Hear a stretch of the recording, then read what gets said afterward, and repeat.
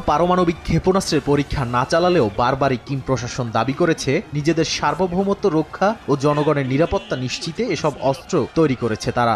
এবার পারমাণবিক অস্ত্রের সম্ভাব্য ব্যবহার নিয়ে পিয়ংইয়ংকে সতর্ক করেছে সিউল।